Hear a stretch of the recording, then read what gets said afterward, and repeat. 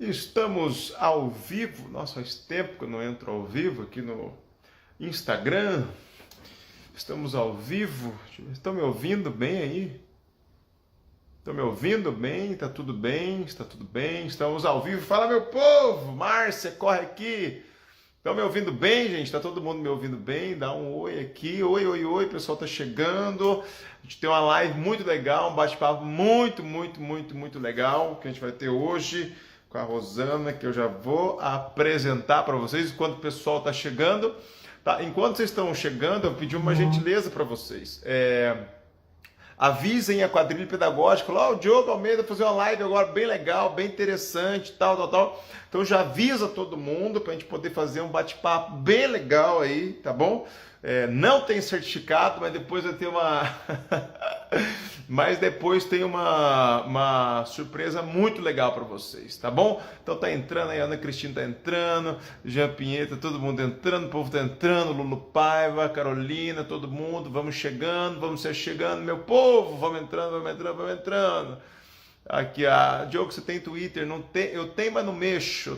Então hoje, ó, o tema já vai divulgando aí pro pessoal, para todo mundo poder entrar e a gente nessa hora de bate-papo a gente poder falar muita coisa legal, tá bom? Eu quero já, para não me delongar muito tempo, Márcia, para eu não me delongar muito tempo, eu quero já apresentar essa pessoa maravilhosa que eu vou bater um papo com ela hoje. E esse é um assunto muito importante, ainda mais que esse mês de abril é um mês muito voltado para a inclusão, tá bom? Então por isso que a gente também vai trazer um pouco dessa reflexão, tá? Hoje eu vou conversar com a minha amiga e depois a gente vai falar várias coisas, até vou falar um pouquinho do livro novo no final, tá ok? A Vera já quer o certificado dela. Não tem certificado, mas vai ter uma surpresa legal. Hoje eu converso com uma pessoa muito legal que eu tive o prazer de conhecer, que é a doutora Rosana. A doutora Rosana é fonoaudióloga educacional, psicopedagoga, especialista em neuroeducação e doutoranda em ciência da saúde e educação. Para a pessoa ser doutoranda, essa pessoa não está muito boa, né? Porque para uma pessoa fazer doutorado em alguma coisa, é que essa pessoa, ela precisa ser estudada, porque, nossa senhora, e é autora da metodologia CDRA, tá? Eu vou já pedir para ela participar comigo, que eu explico junto com ela o que é metodologia CDRA. Deixa eu ver aqui. Cadê você, doutora? Não estou te achando. Pera aí, gente. Aqui.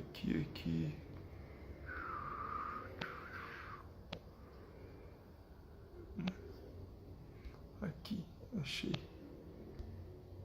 Convidei a doutora Rosana para a gente participar junto. Tá bom? E daqui a pouco ela tá chegando pra gente. Aí, tá chegando. Olá! Tá me ouvindo? Tô te ouvindo bem, e você tá me ouvindo bem? Tá um pouco baixo. Não sei se é o meu celular aí ou se é. Deixa eu ver aqui. Fala de novo. Eu tô aqui no meu volume máximo. Como é que tá? Tá, Tá peraí, bom? deixa eu botar um fone então, porque daí eu facilito para eu te ouvir. E aí fica uma coisa melhor para a gente melhorar a nossa comunicação. Só deixa eu só o fone que eu tenho. Eu sou essa pessoa que eu perco as coisas de mim mesmo, sabe? Eu odeio quando eu estou assistindo televisão e eu perco o controle em mim. Eu não perco ele na casa, eu perco o controle em mim. Ou ele Você está perde embaixo da você. minha lombar, ou ele está no meu bolso, mas eu sou aquela pessoa que eu perco o controle em mim. Deixa eu colocar o fone aqui para poder fazer um Tá bom. bate-papo mais legal. Vai e coloca. Deixa eu ver se é melhor. Fala, Rô. Fala aí. E agora? Melhor? Agora melhorou. Então tá ótimo. Que bom. Tá todo mundo me ouvindo bem? Tá, acho que a galera tá ouvindo bem, o som está bom, estão comentando que o som tá bom, então o som tá ótimo, né? Estamos ótimo aqui, estamos bem, estamos medicados, estamos com a sanidade quase em dia. Obrigada pelo convite para falar Nada, que isso. desse assunto tão importante que é a adaptação curricular, né? Mas antes, deixa eu fazer a primeira pergunta e vamos fazer perguntas que eu recebi no Instagram também. Inclusive, se você tiver alguma pergunta aí, prepara ela já, que daqui a pouco a gente vai tentar responder a pergunta dos comentários aí, tá? A doutora Rosana criou a metodologia CDRA, né, que é Classificação Digital para o Reenquadramento de Aprendizagem. Tá? E eu vou falar aqui com as minhas palavras, você me corrija se eu estiver errado, né? Que é justamente você fazer essa classificação. Primeiro tem todo um protocolo, tem um questionário que a professora responde, que o pai responde, para você verificar, né, qual que é a defasagem de aprendizagem e ter ali depois um acompanhamento e ter depois uma adaptação de acordo com o ponto de partida de cada aluno que você conseguiu identificar. Né? E aí vem toda uma metodologia, vem ciência, não é superstição, não é tipo você pega a criança, bota 30 segundos no banho quente, põe no gelado, dá manga com leite. Não, tem ciência, dá Tem cloroquina, sim. brincadeira. Tem ciência envolvido nisso, né? E é importante a gente falar isso, né? Então a metodologia é tratar os alunos com essa. Eu diria que assim, você pega a sala, pegar o coletivo, mas tratar o aluno com exclusividade, né? Você tem ali uma exclusividade em relação a cada aluno, a cada déficit e cada defasagem que o aluno possui. Falei muita A besteira ou metodologia não? não falou muita besteira, não falou, e eu adoro que Ah, você fale do teu jeito, né? Um jeito tá tão bom. que eu praticamente. Mas a metodologia é exatamente o que você falou. É uma metodologia que ela reenquadra uma sala de aula em 4 níveis diferentes de aprendizagem, né? Mas a gente não coloca um carimbo, você é tal, de forma nenhuma. A Tá. metodologia, o que ela traz, o objetivo dela é que o professor entenda o grupo heterogêneo dele. Porque eu sempre comento com os meus alunos, Diogo, se tem uma coisa que o professor tem de certo nas mãos dele, é que ele vai ter um grupo heterogêneo, que ele vai ter crianças Sim. das mais diferentes dentro de uma sala de aula. E essas Às situações, vezes dentro da própria casa da gente, sabe? A mãe tem 4 filhos, os 4 são diferentes um do outro, né? um diferente E do aí outro, ela tem que dar uma atenção um pouco diferenciada para cada um, porque um é mais assim, o outro é mais assado, né?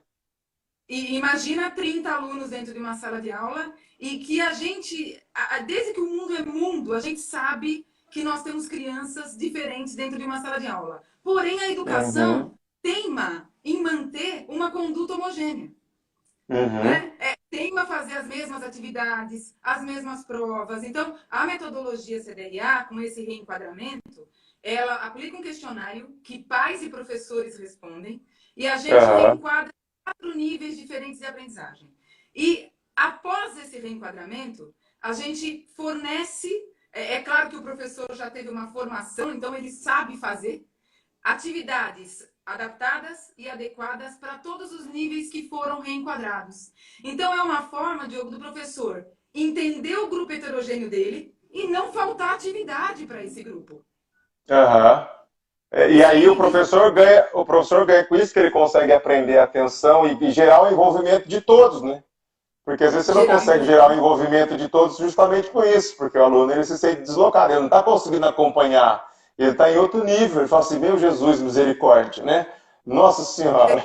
E Você aí, sabe a coisa que eu fico muito feliz, Diogo, hoje, das escolas que têm a metodologia, e a gente tem muita gente aqui que está em escola que tem a metodologia conosco aqui hoje. Você ouve dos professores, bom, para mim agora não tem problema, venha o que vier. Se tiver dificuldade, se tiver se tiver autismo, eu tenho atividades aqui comigo que eu consigo atender a todos, a esse grupo aham. heterogêneo. Isso que a gente precisa sair dessa homogeneidade, né?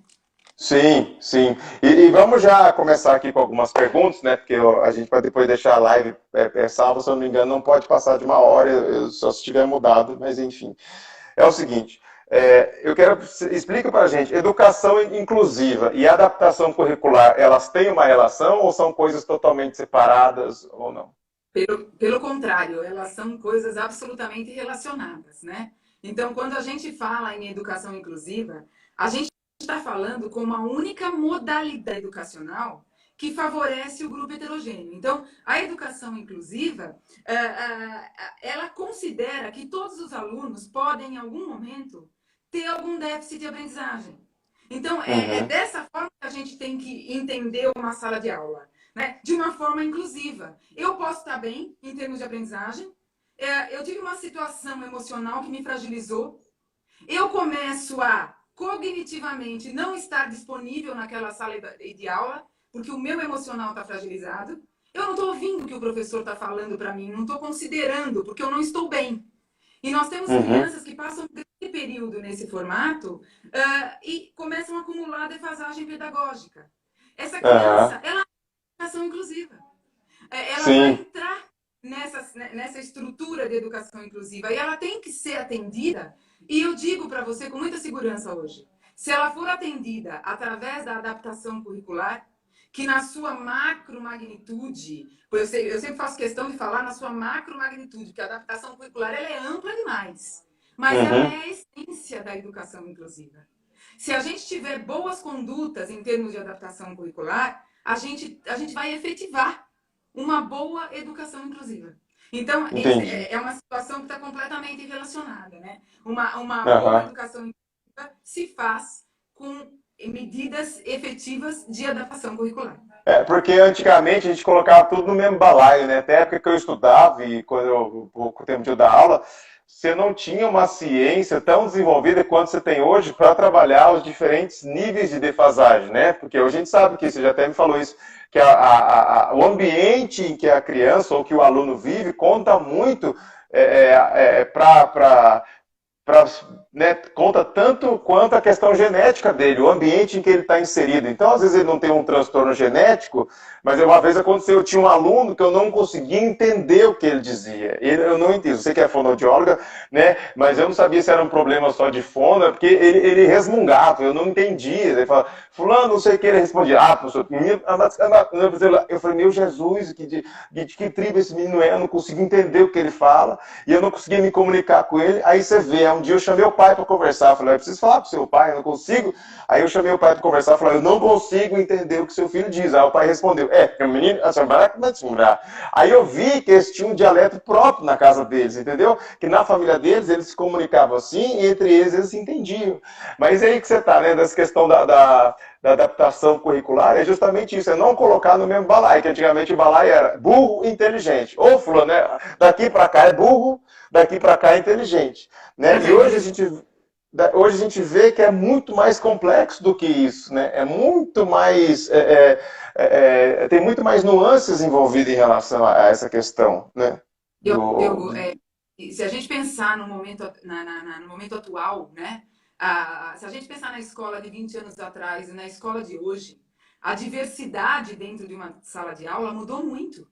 Mudou muito. Então, a gente tem políticas públicas que, nossa, se a gente começar a falar de políticas públicas aqui, a gente vai embora, né, Diogo? Mas a gente tem políticas hoje que favorecem a defasagem pedagógica. Então, é Aham. aquela situação.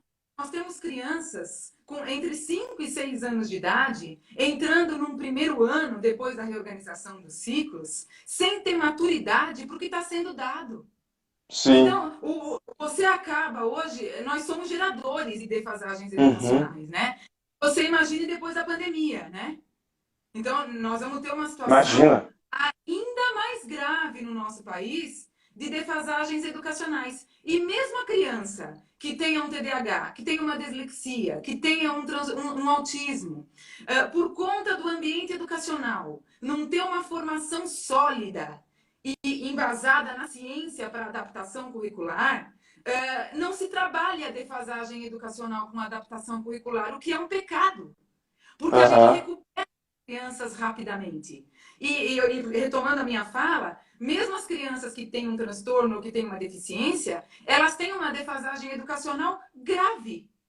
Por quê? O Uhum. ambiente educacional não está preparado, muitas vezes, para adaptar, para adequar, para Uhum. flexibilizar esse currículo. Eu diria para você que, de uma forma bem sintética, educação, ambiente educacional, você pressupõe o envolvimento com o currículo, que é geralmente o currículo que expõe as nossas crianças.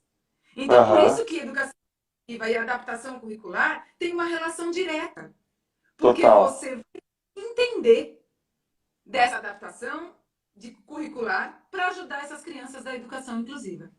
Tá, antes de eu comentar com você, que eu tenho algumas perguntas aqui para a gente caracterizar de quem que é a responsabilidade, né? Se é da escola, se é do professor, se é da secretaria, de ter só a criança precisa ter um laudo para adotar um protocolo ou não. Antes de entrar nessa questão, eu já queria entrar numa outra que é a seguinte, né? A impressão que dá é que para quem está na ponta da linha ali, para os professores que estão nos ouvindo agora, a impressão que dá é de frustração muito grande. Por quê? Porque às vezes a teoria, ou às vezes aquilo que é ideal está tão distante da prática, porque assim, a professora ela tem lá uma sala com 32 alunos, tem um aluno que tem um transtorno, ou é do espectro autista, ou tem, né, tem algum tipo de outra deficiência e tal, e o professor tem que lidar com aqueles 31 alunos, mais aquele aluno de transtorno, e ele fica refém daquela situação e parece que não, a impressão que dá é que não existe solução, sabe? Fala, meu Deus, não tem solução. A solução é derrubar e construir de novo, a solução é mudar tudo. A metodologia ou esse reenquadramento, ele é possível em todas as situações, que eu quero dizer, todos os professores que estão nos vendo aqui, se ele tiver ali uma formação ali, algo que é palpável para a realidade da educação brasileira? Não, assim, não sei se eu me fiz claro. Assim. Fez. Diogo, eu sou um pouco suspeita, você sabe disso, para falar, por ser autora da própria metodologia, mas eu tenho os resultados a favor da metodologia, né? A metodologia CDRA hoje, ela é tida como uma metodologia de simples implantação. Ela pressupõe uma formação desses professores. A nossa formação, ela, é claro que ela tem uma base teórica, mas ela é uma formação essencialmente prática.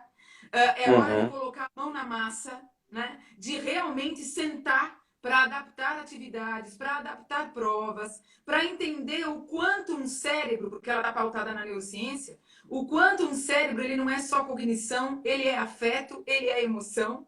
E com as adaptações você consegue fortalecer o vínculo dessa criança com a aprendizagem e desse professor com esta criança. Então, a metodologia hoje, a base dela é formar, mapear e intervir, né? E eu te diria que, com muito orgulho, né, eu te digo isso, a metodologia é a primeira publicação de técnicas de adaptação curricular embasada na ciência. Então, não é dica, não é checklist, porque a gente tem recorde na internet. Não é simpatia, não é simpatia. Coloca a ruda na cabeça da criança. A gente tem recorde na internet ou em algumas aulas, alguns materiais de pessoas dizendo faça isso com seu aluno, faça aquilo com seu aluno. Você sabe que eu fico muito revoltada, às vezes, quando eu vou em algumas escolas e eu vejo lá uma criança da educação inclusiva ou da educação especial, mais a situação do deficiente intelectual. Então, estão todas as crianças trabalhando com o texto da Galinha Ruiva, por exemplo, e a nossa criança com deficiência está lá atrás, estudando garrafa PET. Isso não é estratégia de adaptação curricular. Eu estou trabalhando um material concreto. Material concreto? Quais as suas metas? Quais os seus objetivos? Você conhece estratégia de adaptação pautada na ciência? Então, voltando à tua pergunta, a metodologia ela é muito simples e ela é focada no professor. Quem, na realidade, ele é o protagonista dessa história. Ele é que aplica na sala de aula. Então, infelizmente, Diogo, eu te digo assim, hoje ela tem um apoio da Roche Laboratórios. Você sabe disso porque você já esteve numa campanha conosco lá. Né? Ela está em 5 escolas da rede estadual. A gente luta bravamente para que ela seja expandida. E você falou uma coisa que é uma verdade. 32 alunos numa sala, sem auxiliar. Esse é o mundo real. É o mundo real. Então, a nossa luta é para que os professores, entrem em contato já na graduação com a adaptação embasada na ciência. Porque aí a gente muda toda uma situação que é cultural. O nosso país, a história da inclusão no nosso país é muito triste, né? Porque não se tem a mentalidade da educação inclusiva. As escolas precisam ser transformadas em escolas inclusivas. As famílias precisam ser orientadas, porque os professores eles lutam com mais uma situação. Às vezes a gente faz um aconselhamento para fazer uma prova, por exemplo, adaptada, que eu sei que nós vamos entrar um pouquinho nesse assunto, é muito importante que a gente entre, né? E a família fala assim, não, mas eu não gostaria que o meu filho fizesse prova diferente dos outros. Meu Deus do céu! Se ele tem, na realidade, uma situação, que ele precisa de um caminho para abrir o leque dele em termos de acesso ao currículo, essa família ela precisa ser orientada quanto a essa aceitação. É porque a Se ela família não quer percebe, esconder, né? Não quer lidar com a situação, né? A família quer ir procrastinando. então você vê essa mentalidade de que meu filho tem que ser o melhor, ou de que ele tem que corresponder. Rosana travou. Olha, estamos falando aqui. Rosana travou. Eu tô. Ah, voltou. Você deu uma travada. Você estava falando que. Você está me ouvindo? Está me ouvindo? Tá. Você parou bem na parte. Você está sem som agora. Alô, não estou te ouvindo. Rosana, não estou te ouvindo. Rosana, cadê você? Rosana, não estou te ouvindo.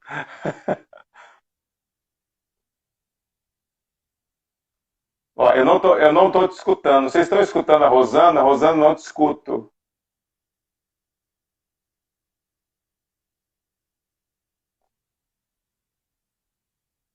Rosana, ei, ou.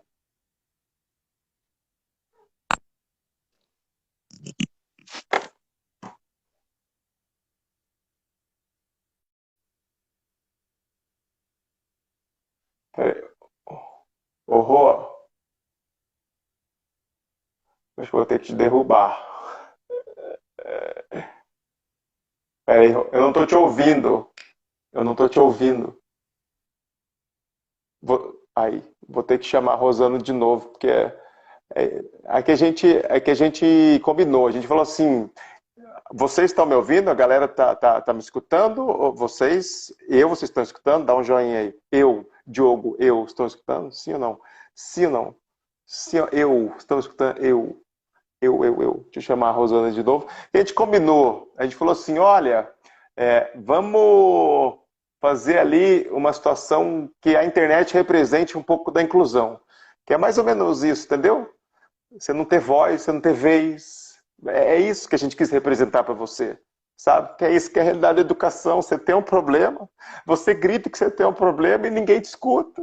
Você está sozinho na frente da sala de aula. Você está lá com 32 capirotos, sem contar as entidades que estão dentro deles e ninguém te escuta. Você tem que batalhar sozinho. Isso que a gente quis representar agora. Deixa eu chamar a Rosana aqui de novo. Peraí. Ô, Rô, deixa eu te chamar aqui de novo. Peraí. Calma.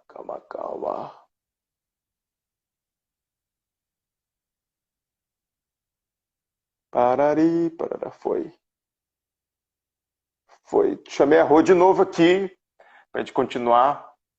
Vou falar para ela retomar, vou explicar para ela onde é que ela estava. Oi, Diogo. Oi, voltou, graças a Deus. Deus é Pai. Nossa Senhora do 3G, Graças. rogai por nós. G de Jesus. E nosso Ó, combinado deu certo, né? deu certo, né? A gente conseguiu fazer certinho uma simulação do que é superar as dificuldades de. Ô, Rô, seguinte, você estava Diogo, falando. você sabe Ah, Você sabe que essa situação me trouxe uma situação que eu acho que é super importante a gente falar. Você sabe que dentro da formação da metodologia CDRA, Diogo, uhum, os professores passam por dinâmicas aonde a gente rebaixa o funcionamento executivo deles e dá uhum. uma prova original e depois uma prova adaptada para eles, para que eles se sintam exatamente como aquela criança se sente em sala de aula, Então na né? pele, né? O que é fácil.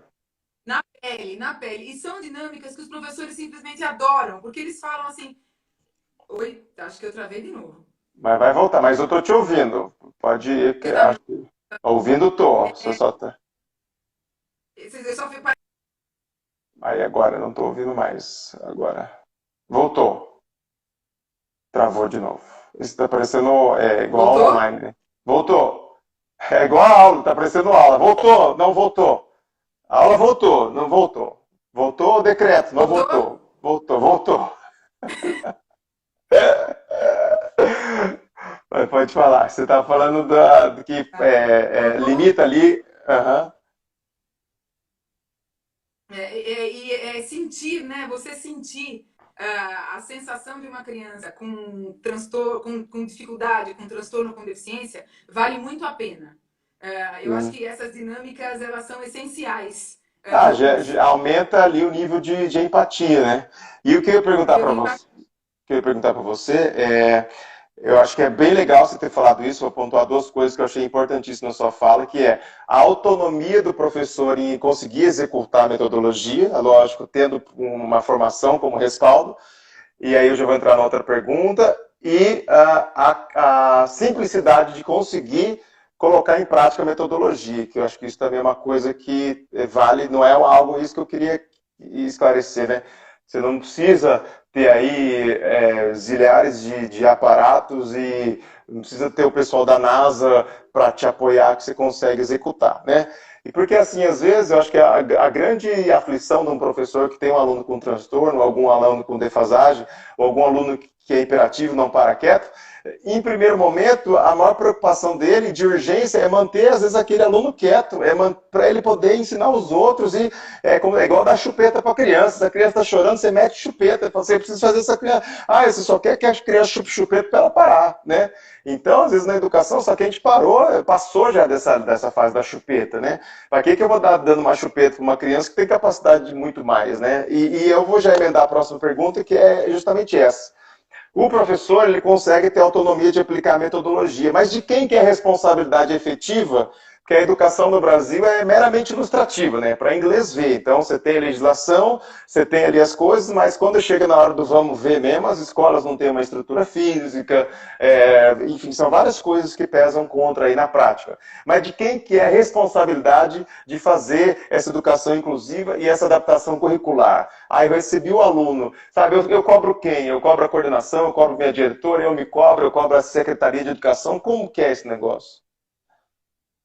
Diogo, nós temos leis muito claras, né? Nós temos uma legislação que estabelece a educação como direito fundamental de todos, mas nós temos a situação da inclusão, da adaptação curricular, ela é de cunho pedagógico, né? Uhum. Então, essa é uma situação que a gente tem que ter consciência que quem, na realidade, tem que realizar a educação inclusiva, praticar, efetivar a educação inclusiva, é a escola, é o Uhum. ambiente educacional.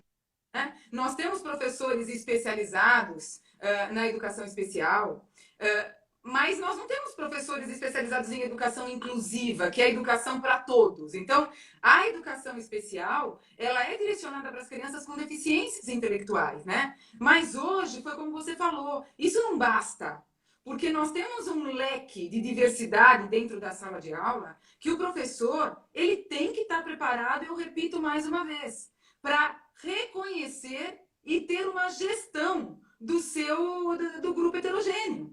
Uhum. Então, é preciso hoje que o professor se conscientize que ele precisa de formação específica dentro da adaptação curricular. Porque não são só as crianças com deficiência, né? Uhum. E as crianças com... Bom, se quando eu falo não são só as crianças com deficiência, se as crianças com deficiência fossem amparadas, nós estaríamos aí para isso. Agora, me entendam, eu não estou aqui dizendo de forma nenhuma que o professor não sabe, tem má vontade. Não, nós temos formações muito frágeis desde a base dos nossos professores, desde a pedagogia, desde a graduação. E, infelizmente, nós estamos num país onde a carência da ciência em termos de adaptação curricular é lamentável. A adaptação curricular ela ainda está pautada na boa vontade, ela ainda Sim. está pautada. Porque você sabe que eu sempre digo, Diogo, quando eu entro numa escola e eu tenho professores muito dedicados e com muita boa vontade, eu estou com meio caminho andado. Uhum. E agora passam a ter conhecimento sobre as estratégias de adaptação, eles ficam encantados Uhum. e praticam aquela situação muito facilmente, porque isso é do dia a dia deles. O que eles precisam é de apoio. Eles precisam que nós possamos nos dar as mãos. Eu acho que a saúde e a educação precisa haver uma interlocução com muito cuidado. Por quê? O que está acontecendo hoje? Isso é uma coisa muito grave na educação. A criança passa por um neurologista, por exemplo. O neurologista faz um laudo para essa criança. Uhum. Esse laudo vai para a escola. E esse laudo, ele serve como uma legalização do transtorno ou da deficiência, e não como um aprimoramento para que se cumpra metas e objetivos de adaptação curricular, para que se tenha um apoio sobre as estratégias que vão ser traçadas, né? Aham. E nós hoje, Diogo, que eu acho muito grave, eu presto assessoria para algumas escolas, tanto da rede privada como da rede pública, nós temos profissionais da área da saúde impondo situações para a educação, né? E aí chega o laudo já com situações lá. A criança deve ser retirada da sala para fazer uma prova. A criança deve ser mantida em provas orais. Espera um pouquinho, né? O teu limite acaba quando o meu começa. Sim. Então, dentro do ambiente educacional, é o professor que tem que ter autonomia para decidir quais são as melhores estratégias para aquele aluno que está todos os dias com ele. Uhum. Então, está havendo uma situação aí de interferência muitas vezes. Eu sou da área da saúde, o meu papel é de apoio, o meu papel é de retaguarda. Pelo conhecimento que eu tenho na neurociência, eu posso ajudar esses professores, mas nunca de forma impositiva, porque quem está no dia a dia ali com 30, 40 alunos na sala são eles. Uhum. Então, eles precisam de parceiros e não de imposição. Sim. E outra situação que é importante falar, emendando a tua pergunta, sobre laudos, Diogo. Sempre me perguntam, mas para eu colocar uma criança num processo de inclusão, eu preciso de um laudo? Não, você não precisa de um laudo. O laudo, ele vem para aprimorar as práticas. Ele é necessário para que você conheça a fundo o funcionamento da tua criança. Mas você, professor, tem total autonomia para decidir quais estratégias e em que momento você vai entrar com uma adaptação. Porque a adaptação, o que ela é? Ela é direito à educação, direito de acesso ao currículo. Quem decide isso? O professor.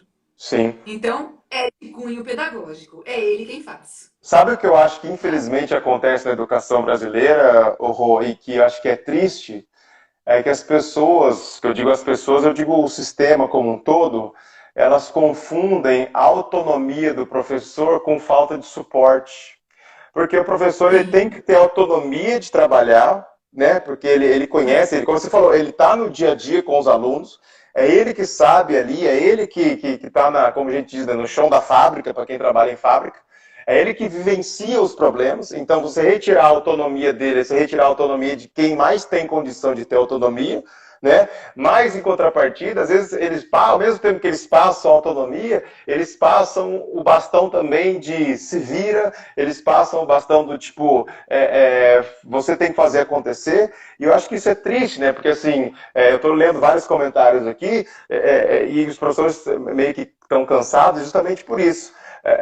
Chega um momento que a minha boa vontade já não basta mais, né? A minha boa vontade já não dá conta mais, porque é tudo, enxugar a água do mar, sabe? É pegar o rodo, dá a impressão que dá, eu vou enxugar a água do mar, eu vou passar rodo, e aquilo não para, né? Não para, e eu acho que isso, infelizmente, tinha que as autoridades tinham que mudar a concepção eu dou autonomia, mas eu dou suporte, eu dou um tempo para esse professor se formar, eu dou um tempo para esse professor preparar a atividade, eu dou um tempo para ele conseguir até ter um pouco de qualidade de vida, porque também às vezes não tem. E os professores que o fazem, e eu vejo hoje isso, é tipo assim, a maioria, não toda, mas a maioria das falhas do sistema educacional, ela é corrigida e ela é suprida por causa de um esforço individual do professor. Né? Então, por exemplo, não tem material, o professor leva de casa.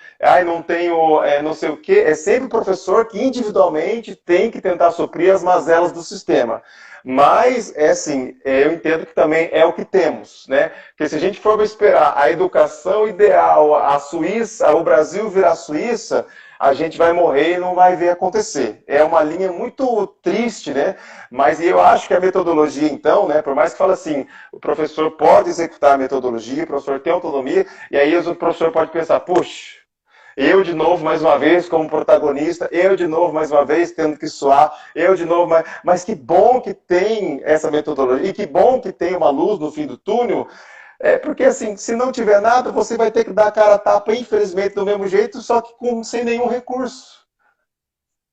São verdadeiros heróis, né? Porque nas escolas públicas que a gente implantou a metodologia, eu tenho hoje muitos amigos, né? E te digo, são verdadeiros heróis. E você falou tudo, né? Inúmeras situações eles fazem em casa, eles trazem de casa, né? Então, essa situação do poder público não dar esse suporte, dá total responsabilidade. Mas cadê o suporte para esses professores, né? E chega de teoria, né, Diogo? Sim. Essa é uma situação que eu vejo. Eu vou para congressos, dou aula em congresso, assisto algumas aulas em congresso, e eu tenho professores que vão comigo. Eu sempre falo para o professor: sabe como é que você avalia se uma aula foi boa para você? Hum. Você avalia se você essa aula dizendo: eu consigo levar isso para dentro da minha sala de aula. É muito Mas, bom. infelizmente, Aham. a maioria dos cursos, se você fizer essa pergunta, foi teoria, e cadê a Sim, prática? sim, sim. Às vezes os Então é isso. professores, muitas vezes vão para as formações por causa do coffee break. Eu já fiz isso várias vezes, né? Você nem liga muito mais para conteúdo. Você fala, o que vai ter de coffee break? Você vai lá, deixa eu já fazer uma pergunta que eu achei interessantíssima aqui, para a gente dar continuidade. É a pergunta da Luciana Xavier, que eu achei legal. Que ela fala, adaptação é uma forma de exclusão quando determina o que o outro pode ou não aprender? É adaptação? Será que ela Essa não soa como exclusão quando eu determino o que ele pode aprender? Que é meio, né? É é, um advogado do diabo aqui. mas eu achei assim, com certeza essa é uma pergunta muito interessante e agradeço quem formulou essa pergunta, porque a adaptação ela não se torna exclusão por conta do professor determinar o que uma criança pode ou não aprender. Primeiro que o professor não deve determinar isso. Uhum. O professor deve sim avaliar as condições pedagógicas daquela criança para ele saber de onde ele vai partir, né? Sim. Então, o acompanhamento e a avaliação são fundamentais. Quantos e quantos professores não têm o hábito de fazer avaliações diagnósticas, de conhecer os marcos de desenvolvimento de uma criança, para saber o quão aquém aquela criança está daquela sala de aula e de onde eu vou partir? Porque, Aham. pedagogicamente, se você tem um ponto de partida, você não chega a lugar nenhum. Sim, Então, sim. eu não vejo, não é verdade? Eu não vejo Claro. a adaptação como uma forma de exclusão, determinando o que uma criança pode ou não aprender. Eu vejo essa adaptação que determina o que uma criança pode ou não aprender muito equivocada. Nós temos Aham. muitos profissionais, Diogo, definindo a adaptação curricular como se fosse um puxadinho. Sabe um puxadinho? Adaptar é como. Já não tá bom, porque se eu tenho que adaptar, isso é um puxadinho. Né? Então é muito ruim esse Uma conceito de gambiarra, é uma adaptação. gambiarra, né? Gambiarra. Como se a Aham. adaptação fosse tirar conteúdos, fazer gambiarras. Isso é uma mentira. A adaptação curricular, ela é preciosa. Uhum. Se você for buscar o conceito de adaptação curricular que o MEC nos traz, e você começar a entender esse conceito, ele é perfeito, né? Uhum. Então, a adaptação, o que é a adaptação curricular na definição do MEC? São estratégias e critérios de atuação docente. Olha aí, atuação docente. Que Aham. admite decisões que vão oportunizar a ação educativa escolar, as peculiares, as singularidades dos alunos. Então, pensa, olha que preciosidade. Então, eu posso adaptar para dar o direito dessa criança aprender. Sim. Não tem nada de retirar conteúdos dessa criança. Fazendo um paralelo muito prático, né? Quando você faz uma rampa para um deficiente físico, você está tirando alguma coisa dele? Ou você está dando o direito dele se locomover Aham. dentro da funcionalidade dele? Uhum. Isso é adaptação curricular. Você dar o direito, dentro da funcionalidade de uma criança, dela existir dentro de uma sala de aula, assim como os outros existem. E Aham. evoluir, aprender. Então, eu não vejo a adaptação curricular como uma exclusão. Eu vejo como exclusão quando ela é tratada sem ciência. Eu bato nesse ponto, mas ele é muito real, né, Diogo? E aí eu queria dar um exemplo prático aqui, para a Sim. gente concretizar essa situação. Esses conceitos não são fáceis de Ai, serem meu entendidos. Jesus. Calma que eu caí aqui. Voltei. Sabe que você está congelado, né, Diogo? Nós estamos ouvindo só a sua voz já há algum tempo, né? Sério? É, e não vendo você. Você não tá me Eu, pelo vendo? menos, não sei o pessoal. Nossa, mas eu tô Não, te eu tô vendo. vendo você congelado. Nossa, meu Deus. Vocês estão me vendo, gente? Ah, não, mas o meu filho está dizendo que eles estão vendo. Acho que o problema sou eu, Diogo. É. Viu? Você. Oi. Rosana. Pra mim, você tá congelado.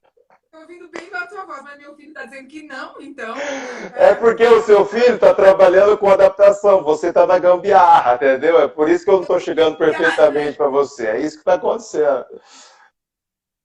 Ai, meu Deus do Então, céu. assim, ó, tem que colocar um exemplo prático, Diogo. Eu, nas minhas aulas, às vezes eu coloco um slide de duas mulheres, como se fossem duas professoras, uma falando no ouvido da outra, assim, ó. Para alunos que não derem conta, na hora da prova, usa uma fonte bem grande para ele. Isso é fofoca, né? Isso é dica, né? Que pegou em algum lugar. E, Entenderia isso, e deve ser o né? pessoal do EJA, que já está com a vista cansada, que vai ler o jornal, põe longe, né? O que a ciência diria?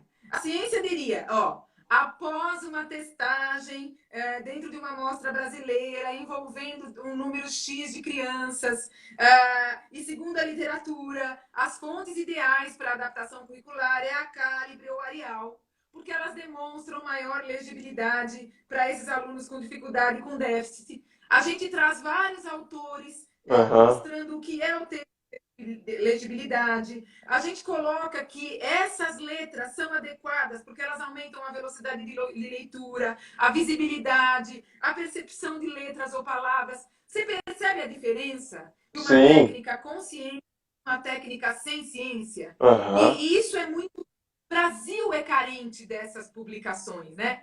Diogo, Uhum. eu vi um comentário aqui que, se você me permitir, eu não posso deixar de fazer. Claro, fica à Que o vontade. professor é muito difícil adaptar para 10, 12 alunos. Aí eu diria assim para esse professor, a partir do momento que a gente começa a ajudá-los a entender o seu grupo heterogêneo, e você sabe que você tem grupos de alunos que entendem bem a tua didática, a forma com que você está ministrando a tua aula, mas que vocês também têm grupo de alunos que estão defasados, que você tem grupo de alunos que têm transtornos, e você tem um grupo de alunos que tem deficiência, e você é formado para confeccionar atividades que atendam minimamente a esses grupos, você passa naturalmente a entender o teu grupo heterogêneo e a atuar.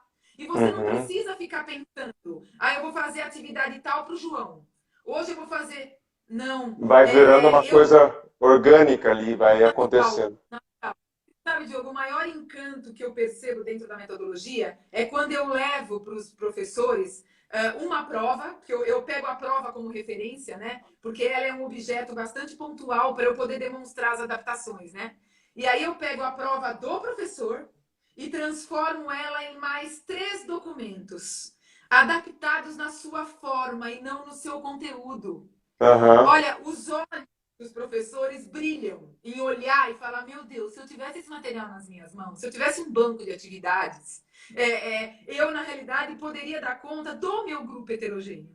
Uhum. E essa é, na realidade, a base da metodologia hoje, né? Hoje nós temos um livro publicado, se você me permitir, a gente coloca aqui depois, que se chama Cada Um o que é Seu. E temos hoje uma plataforma digital com um banco de atividades adaptadas que o professor vai poder entrar lá, pesquisar qual a habilidade e a competência pretendida, vai poder pesquisar através da própria BNCC e ele vai poder montar a atividade dele ou imprimir as atividades para que ele atenda ao heterogêneo dele. Uhum. É isso que a gente precisa. Precisa dar suporte para esse professor. Porque você imagina, o professor fica quase louco, né, Diogo?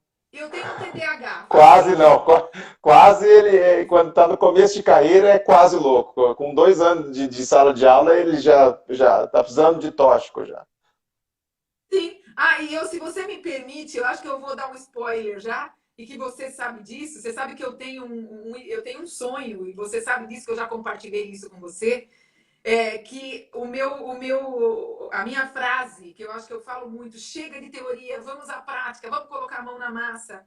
A partir de quinta-feira que vem, e eu tive a honra de receber esse convite e poder divulgar aqui hoje, a partir de quinta-feira que vem, no meu canal do YouTube, nós vamos ter um programa, Uhum, Plantão da Inclusão, que aonde a gente legal. vai ter a participação dos professores, e os professores vão poder perguntar o que é que eu faço com esse Coisas aluno. da E prática a do ali. prática, Que legal. a prática. E eu posso garantir para vocês que nós não teremos aquela situação, nós não vamos devagar dentro da inclusão. A Aham, gente vai, de verdade, conversar sobre técnicas, sim. conversar sobre situações que envolvam funções Que o executivas, professor, autorregulação. na ponta ali da sala de aula, ele consiga executar. Porque às vezes a pessoa dá uma dica também que a professora não consegue executar. Eu tenho um aluno, fala, então o que você pega? Você vai, faz isso, você vai num centro espírita, tenta falar de novo com o Piaget, aí depois se Piaget não atender, você tenta Vygotsky, você tenta uma coisa ali.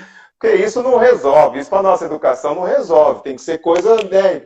Isso é muito legal. Então, antes de eu partir para a próxima coisa, para a gente não perder aqui, qual que vai ser? Vamos já falar, fala, depois você repete, fala o canal e a partir de que dia?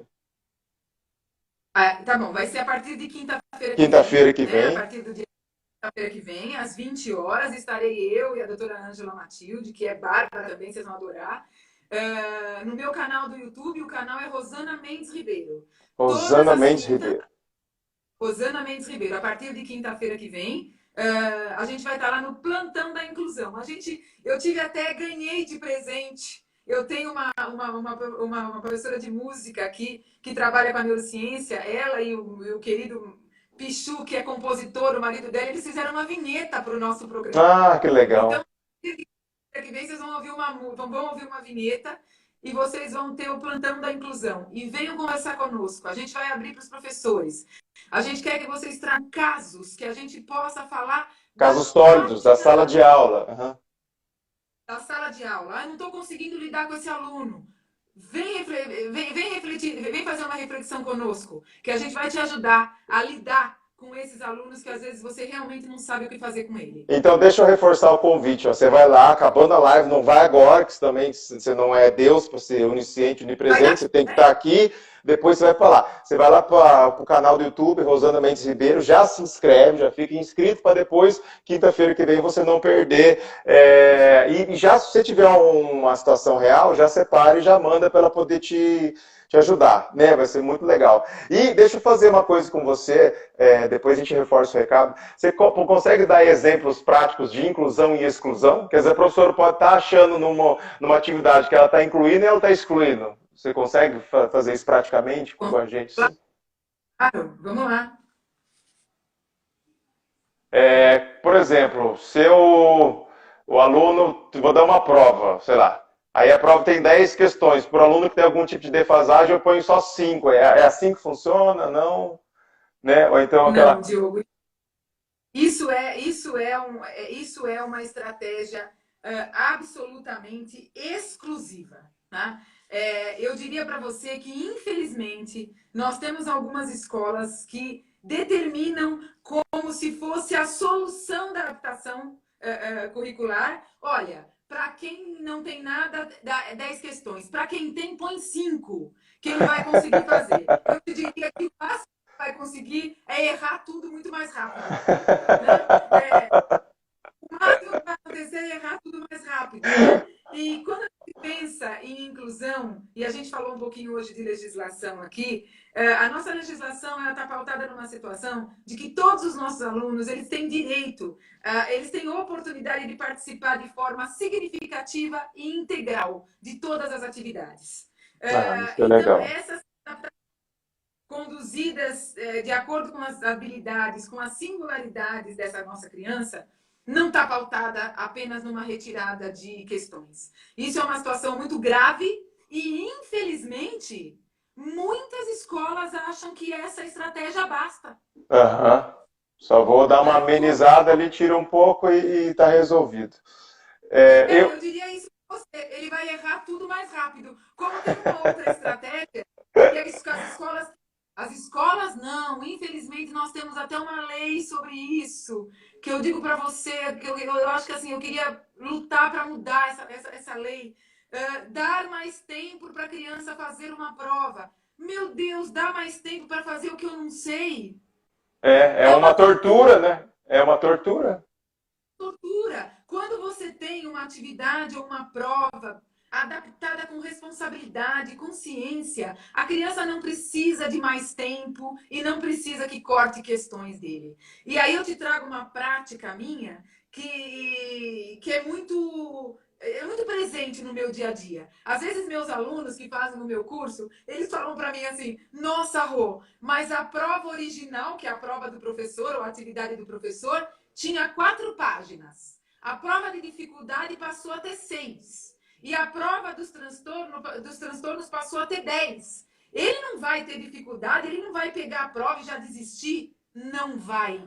Porque quando a prova respeita a funcionalidade dele, para você ter uma ideia, as crianças nem olham mais, pedem a Nia de ficar olhando aquilo tudo. Elas ficam tão encantadas com aquela situação possível de Uhum. ser realizada, que elas fazem uma prova mais longa e no tempo real, no Sim. tempo que foi dado para todos os alunos. Então, isto prova que é uma adaptação curricular com técnicas instrucionais bem feitas.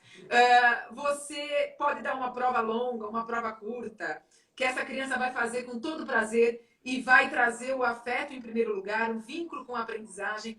Eu posso dizer para você seguramente, Diogo, nós mudamos a história de muitas crianças apenas com uma prova adaptada. Entendi.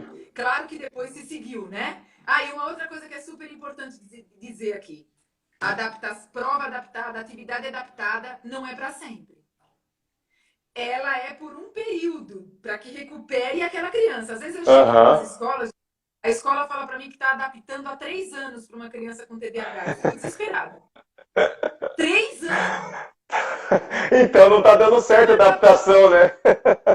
não está dando certo a adaptação, porque se ela for uma adaptação remediativa, ela vai recuperar essa criança É no igual educacional. quem vai na academia 3 anos e continua gordo. Se falar alguma coisa você tá fazendo de errado, né? É mais ou menos por aí, né? É a falta de é a falta de ciência, é a falta de meta, é a falta de objetivos, né? Muito claros para aquele programa que essa criança está inserida em termos de adaptação curricular. Tá, aí de repente, sei lá, eu identifiquei um aluno com uma defasagem ou com um transtorno, eu descobri que ele gosta de pintar e desenhar, e aí eu deixo ele a aula inteira pintando, desenhando, fazendo o que isso é inclusão, é exclusão, é uma maneira de eu ocupá-lo, como que, porque às vezes acontece também, né? Nossa, Ou, Diogo, eu acho que você tocou num ponto que é um dos maiores crimes que a gente tem quando a gente principalmente fala de deficiência intelectual, tá? A situação das deficiências intelectuais é muito comum você entrar nas escolas e você perceber aquele deficiente sempre pintando e sempre uhum, copiando. sim, É uma situação generalizada, descontextualizada, que fica na mentalidade da socialização e da contenção de comportamentos que não agradam à escola. Então, é aquela coisa, o deficiente, ele está pintando, está copiando, ele está socializando e está quietinho. aham, Né?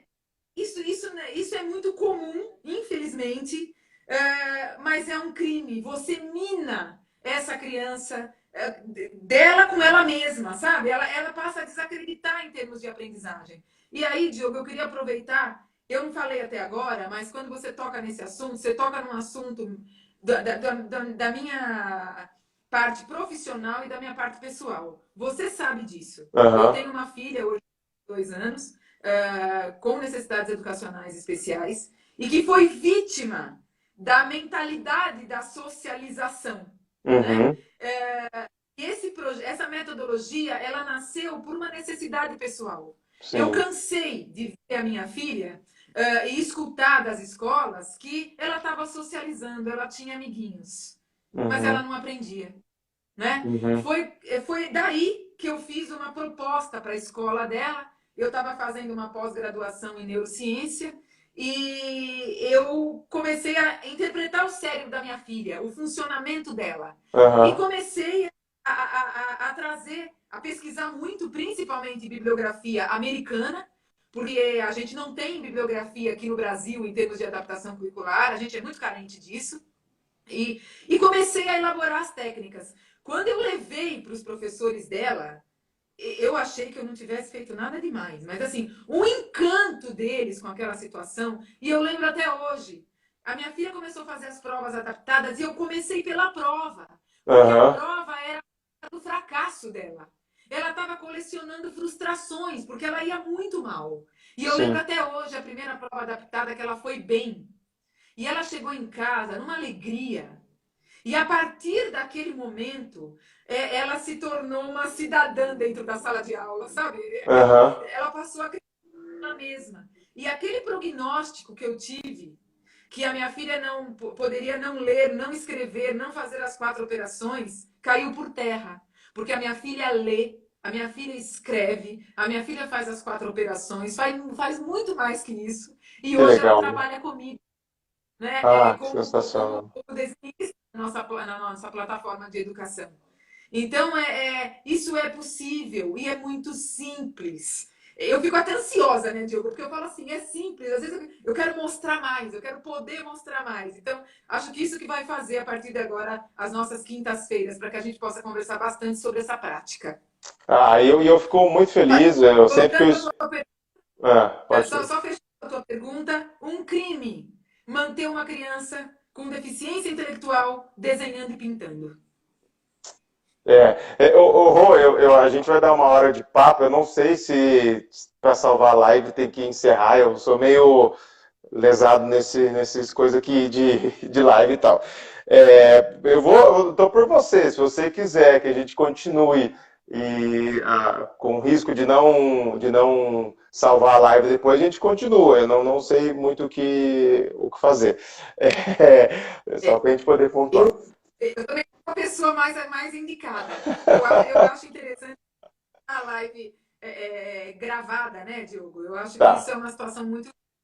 Aliás, assim, nós tivemos muitos pedidos aí, né? Deixa, De deixa, eu pessoas que fa- não iam. deixa eu fazer então dois comunicados aqui bem rápidos, tá bom? A gente faz o seguinte, a gente se compromete a voltar um outro dia numa live para a gente retirar mais dúvidas das pessoas. As pessoas vão se inscrever lá no seu canal, Rosana Mendes Ribeiro, que lá vai estar toda quinta-feira às 20 horas esse encontro. E essa live vai virar um e-book. E depois eu vou postar nos stories um QR Code. Você escaneia esse QR Code, você faz ali um cadastro e você vai receber esse e-book gratuitamente. É isso, né, Rô? É isso. E deixa eu falar uma coisa para você. O Diogo vai colocar no teu story, né? Isso. O link, né? Vai ficar na bio o link para receber o e-book. Vocês, por favor, se inscrevam e a gente vai enviar o e-book para vocês. E no meu canal e no meu Instagram, na bio do meu Instagram, já tem um link lá do Rosana Mendes Ribeiro Oficial. Já tem um link para vocês acessarem, que tem um Linktree, Ah, que sim. tem um história, tem um pouco da história da metodologia CDRA, e o primeiro item do Linktree é o nosso e-book. É a Ah, inscrição também legal. para o nosso. Tá? Tá, então você Então, tem aí. Não, os pode dois, falar. né, Diogo? Isso. O Você meu tem já as, tá du... lá, você tá? tem as duas possibilidades. Eu vou botar o QR Code nos stores, você vai escanear, faz ali um cadastro, você vai receber esse e-book gratuito. Ou se você quiser se aprofundar, e eu recomendo que você faça isso, você vai no Instagram da Rosana Mendes Ribeiro, vai lá no linkzinho que tem na bio, você vai cair no Linktree, que é um cardápio ali de opções, e ali você vai navegar em tudo, vai adquirir também ali o e-book gratuitamente, vai conhecer mais da história dela. Tá? Rô, a gente precisa, infelizmente, ficar por aqui. Eu adorei o nosso papo. Então, eu recomendo mais uma vez para reforçar, além de tudo isso que a gente já falou, se inscreve no canal que está lá, Rosana Mendes Ribeiro, também no YouTube. E quinta-feira vocês têm aí um encontro e que vai ser muito rico, que vai tirar suas dúvidas para você resolver de maneira prática e dar aí uma luz de maneira prática na sua vida como docente. E isso é de suma importância. E eu tiro o chapéu para você por tudo que você faz, de verdade, você sabe disso. Olha, eu queria agradecer e eu não podia deixar de colocar aqui para vocês que assim, eu conheci o Diogo numa campanha que eu convidei se ele podia fazer na realidade um show para os funcionários da Roche para arrecadar fundos para que a gente pudesse distribuir para a rede estadual um livro da metodologia CDRA para o processo de alfabetização das crianças, que vocês vão conhecer nesse link também. E eu queria dizer para vocês que vocês estão diante de um cara extremamente sensível, que hoje eu passei a admirar imensamente, e que cada conteúdo dele que é postado para vocês tem um cuidado, um zelo. É um cara que estuda por trás de tudo isso. Quantas vezes ele esteve nas minhas aulas, porque ele queria ouvir sobre inclusão, para logo mais, né, Diogo? Você vai trazer um novo livro. Isso. Ele passou muito tempo estudando e tendo o cuidado. Então, eu deixo aqui também a minha imensa admiração pelo Diogo Almeida e pela pessoa que você é. Obrigado. Pela tua humildade, carinho, pela tua dedicação. Você merece muito sucesso, porque você é um cara muito sério, que você leva a educação com irreverência, mas com muita seriedade. Obrigado. Então, eu faço questão de te agradecer por ter te conhecido. De verdade. Eu que agradeço. Eu quero você um dia lá no nosso programa. Vou sim, com toda certeza eu vou, faço questão de ir e a gente marca um outro dia para a gente fazer mais um bate-papo sobre isso, que a gente é só a ponta do iceberg que a gente conversou. Eu acho que a gente tem que conversar muito mais. Obrigado, viu, Rô? E obrigado pelas palavras, fiquei aqui lisonjeado, emocionado. Obrigado mesmo, tá? Um beijo no seu coração. E daqui a pouco tem ali os stories e tem também lá no Instagram da Rô. Corre lá para você poder ter acesso ao e-book, só você aí seguir as diretrizes, tá? Beijo, gente. Beijo, Rô. Obrigado. Fiquem com Deus. Tchau, Rô. Beijo no seu coração. Boa noite. Um beijo a todos. Boa noite. Tchau. Beijo.